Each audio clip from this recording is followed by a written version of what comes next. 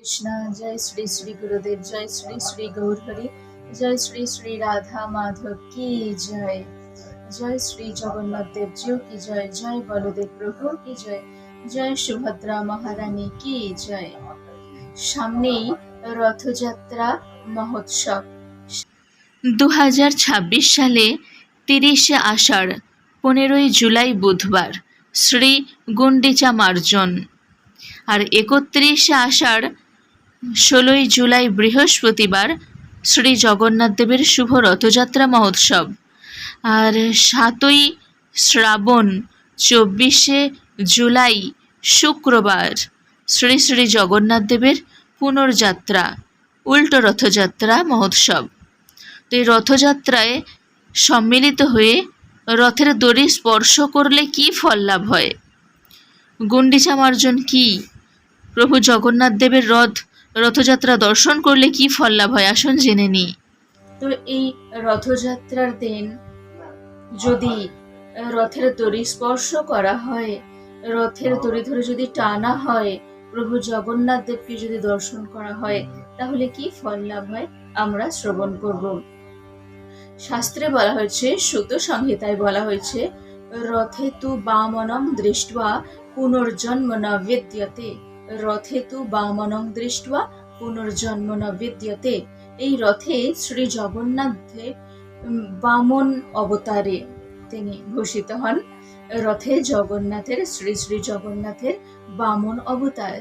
আর বলা হয়েছে কি, রথে তু বামনং দৃष्ट्वा পুনর্জন্ম ন বিদ্যতে। রথে যদি ভগবান শ্রী জগন্নাথ দেবকে যদি আমরা দর্শন করি বামন দেব রূপে, তাহলে কি হয়? পুনর্জন্ম না বিদ্যতে, তাহলে আমাদের কখনো পুনর্জন্ম হয় না। প্রভু জগন্নাথ দেবের যে রথের রশি আছে, সেই রথের রশির নাম হলো বাসুকি। আর বলা হয়েছে যে এই রথের রশি রথের রশি স্পর্শ করা অতি পুণ্যময় কর্ম। রথের রশি স্পর্শ হলো পুণ্যময় কর্ম। এত পুণ্য লাভ হয়, এত পুণ্য লাভ হয় যে সমস্ত পাপ দূর হয়ে যায় রথের রশি কেউ যদি স্পর্শ করে থাকে। সেই জন্য সবাই কি করে? রথের রশি টানার জন্য, একটু স্পর্শ করার জন্য সবাই ব্যাকুল হয়ে থাকে। রথের দিন, রথযাত্রা মহোৎসবের দিন অগণিত ভক্তরা একটু রথের রশি স্পর্শ করার জন্য কত ব্যাকুল হয়ে থাকেন। কপিল সংহিতায় বলা হয়েছে, স্কন্দ পুরাণে বলা হয়েছে, বামদেব সংহিতায় বলা হয়েছে, রথের রশি ধরে কেউ যদি টানে, তাহলে তার অশ্বমেধ যজ্ঞের ফল লাভ হয়ে থাকে। অশ্বমেধ যজ্ঞের ফল লাভ হয়ে থাকে।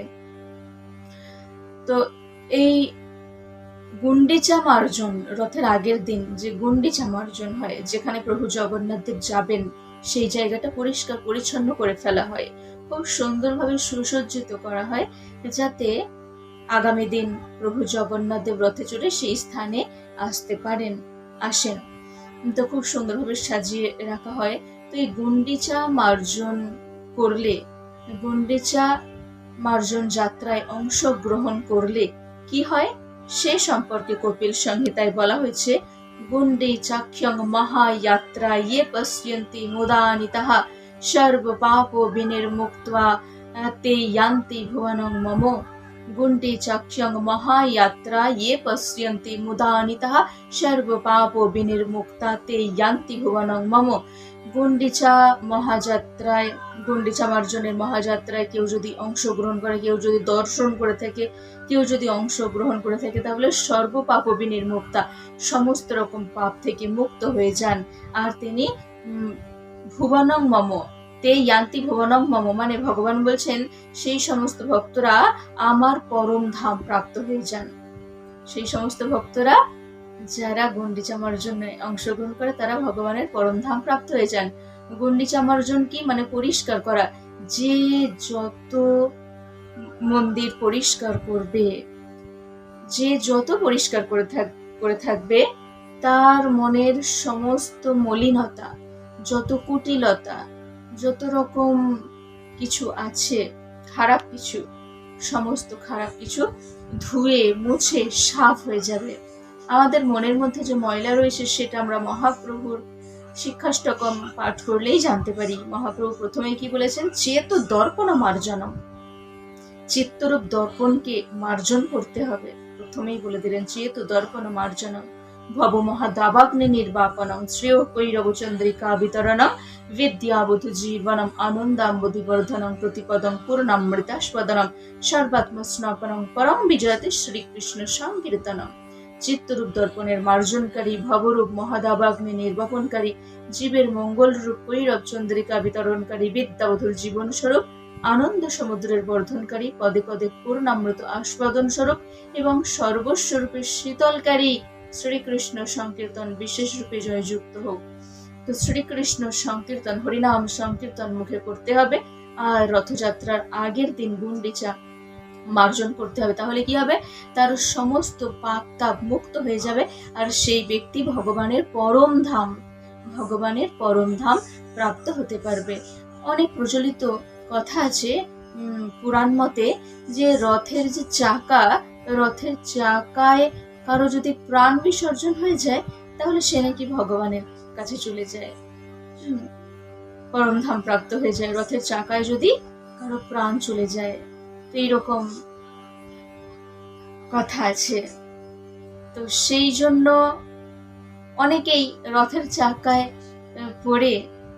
চাকার তলায় পড়ে নিজের প্রাণ বিসর্জন করার চেষ্টা করতে থাকে, কিন্তু এটা করা ঠিক না।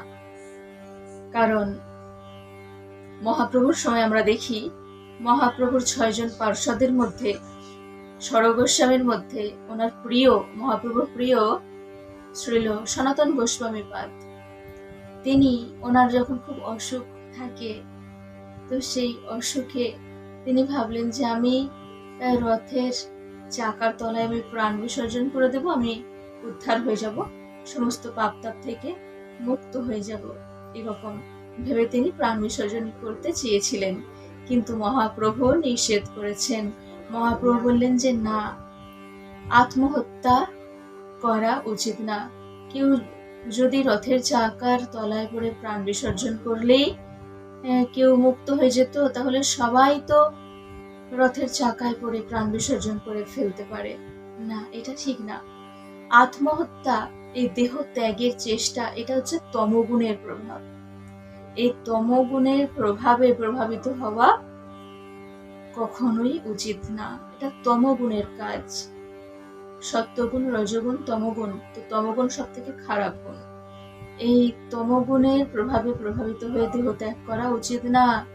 শ্রীমদ্ ভাগবতমেও বর্ণিত হয়েছে যে আত্মহত্যা করলে সব থেকে বড় পাপ হয়, আর আত্মহত্যা করলে যে পাপ হয় সেই পাপেরও আবার ফলের ভাগীদারি হতে হয়। কেউ যদি মনুষ্য দেহ লাভ করে মনুষ্য জীবনের উদ্দেশ্য সম্পর্কে না জানে, কেউ যদি সাধুগুরু বৈষ্ণবের সদ্গুরুদেবের সান্নিধ্য লাভ না করে, কেউ যদি ভজন সাধন না করে, সব জেনেও যে হরিভজন করলে উদ্ধার হওয়া যায়, এটা জেনেও যারা হরিভজন করে না, সদ্গুরুদেবের সান্নিধ্যে আসতে হয়, এটা জেনেও যারা সদ্গুরুদেবের সান্নিধ্যে আসে না, গীতা ভাগবতের কথা শ্রবণ করতে হয়, পাঠ করতে হয়, এটা জেনেও যারা পাঠ করে না, তাদেরকে আবার শ্রীমদ্ ভাগবতমে আত্মঘাতী বলা হয়েছে। শ্রীমদ্ ভাগবতমের 11 স্কন্ধে বলা হয়েছে নৃদেহ মাদ্যং সুলভং সুদুর্লভং প্লবং সুকল্পং গুরু কর্ণধারম ময়ানুকূলেন নভস্বতি রীতম পুমান ভবাভ্রিং নতরেৎস আত্মহা। অর্থাৎ সমস্ত প্রকার সুফলের মূল স্বরূপ সুদুর্লভ এই মনুষ্য জীবন প্রকৃতির নিয়মে সুলভে লাভ করা যায়। এই মনুষ্য দেহটা হচ্ছে একটা সুপরিকল্পিত নৌকার মতো। শ্রী গুরুদেব হচ্ছেন সুদক্ষ কর্ণধার, আর পরমেশ্বর ভগবান শ্রীকৃষ্ণের বাণী হচ্ছে অনুকূল বায়ু। তাই এত সুযোগ সত্ত্বেও যারা মনুষ্য জীবনের সদ্ব্যবহার করে না, তাদেরকে শ্রীমদ্ ভাগবতমে আত্মঘাতী বলা হয়েছে। তারা আত্মহত্যার মহা পাপের ভাগীদারি হয়ে থাকে। তাহলে আমাদেরকে কি করতে হবে? প্রভু জগন্নাথ দেবের সামনে গিয়ে প্রভু জগন্নাথ দেবকে দর্শন করতে হবে, রথযাত্রায় সম্মিলিত হতে হবে, রথ স্পর্শ করতে হবে, রথের দড়ি স্পর্শ করতে হবে, রথের দড়ি ধরে টানতে হবে। বলা হয়েছে যে রথের দড়ির সুতো কেউ যদি একটু একটু টুকরো ছিঁড়ে কেউ যদি মাদুলি করে পড়তে পারে, তাহলে সমস্ত বিপদ আপদ থেকে ভগবান তাকে রক্ষা করে থাকেন। অনেকে অনেক বিপদ আপদের মধ্যে দিয়ে যায়, আমাদের প্রত্যেকের জীবনে বিপদ আপদ আসে। তো সমস্ত বিপদ আপদ থেকে রক্ষা হওয়ার জন্য বলা হয়েছে যে রথের রশির সুতো একটু যদি ছিঁড়ে মাদুলি করে পরা হয়, বিপদ আপদ দূর হয়ে যায়, অসুখ বিসুখ দূর হয়ে যায়। এমনকি অনেকে দুঃস্বপ্ন দেখে, হ্যাঁ, রাত্রিবেলা চিৎকার করে ওঠে যে হাই হাই আমি কি স্বপ্ন দেখলাম, দুঃস্বপ্ন। তো এই সমস্ত দুঃস্বপ্ন দূর হয়ে যায়, কখনো দুঃস্বপ্ন আসে না। ওই রথের দড়ির যে যদি একটু টুকরো যদি কেউ বালিশের তলায় রেখে যদি ঘুমায়, কেউ যদি মাদুলি করে পড়ে থাকে, তাহলে তার অসুখ বিসুখ দূর হয়ে যায়, বিপদ আপদ দূর হয়ে যায়। তো সবাই এই রথযাত্রায় অংশগ্রহণ করুন। একবার কি হয়েছিল, মহাপ্রভুর সময়ে মহাপ্রভু তিনি রথযাত্রায় সম্মিলিত হয়েছেন পুরীধামে। তো সেই সময় এক মাতাজি, হ্যাঁ, তিনি কিছুতেই দূর থেকে দেখতে পাচ্ছেন না প্রভু জগন্নাথ দেবকে, বারবার চেষ্টা করছেন, এত ভিড়ের জন্য, কিছু এত ঠেলাঠেলি, এত ভিড় যে প্রভু জগন্নাথ দেবকে ঠিকঠাক ভাবে দেখতেই পারছেন না।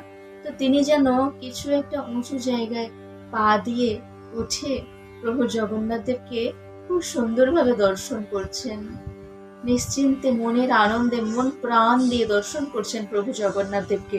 আর সেই সময় মহাপ্রভুর যত ভক্তরা সবাই ছুটে এসে বলছেন হাই হাই হাই হাই, এ তুমি কি করলে, কোথায় তুমি পা দিয়ে উঠেছো, একটু দেখবে না? মহাপ্রভুর একদম পিঠের উপরে, ঘাড়ের উপরে উঠে গেছে পা দিয়ে প্রভু জগন্নাথ দেবকে দেখার জন্য। তখন সাথে সাথে সেই মাতাজি তাড়াহুড়ো করে ছুটে নেমে, সেই বৃদ্ধা মা তাড়াতাড়ি নেমে বারবার ক্ষমা চাইছে। তখন মহাপ্রভু ওনার ভক্তদেরকে বললেন যে তোমরা এই কি করলে, তোমরা কেন ওনাকে এরকম ভাবে বাধা দিলে দর্শনে? কার উপরে উঠে দেখছি তখন তো খেয়াল ছিল না, প্রভু জগন্নাথ দেবকে দর্শন করতে হবে, এই চিন্তায় বিভোর হয়ে মনের আনন্দে প্রভু জগন্নাথ দেবকে দর্শন করছিলেন। তো তোমরা কেন ওনাকে সেই দর্শন থেকে বঞ্চিত করলে? দেখুক না, খানিকক্ষণ দেখতে তো পারতো। কিন্তু মহাপ্রভুর ভক্তরা কেন ওরকম করলে? যে প্রভুর কত কষ্ট হচ্ছে, প্রভুর উপরে উঠে পড়েছে। আর মহাপ্রভু তিনি বলছেন কি যে ওনাকে আরো দেখতে দিতে হতো, এরকম দর্শনে ব্যাঘাত ঘটানো ঠিক হয়নি। মহাপ্রভুর কত শিক্ষা, তিনি তো আচরণ, ওনার প্রত্যেকটা পদক্ষেপ, প্রত্যেকটা আচরণ তো আমাদেরকে শিক্ষা দেওয়ার জন্য, ওনার লীলা আমাদেরকে শিক্ষা প্রদান করার জন্য। দুহাত তুলে হরিনাম সংকীর্তন করতে হয় রথযাত্রার দিন।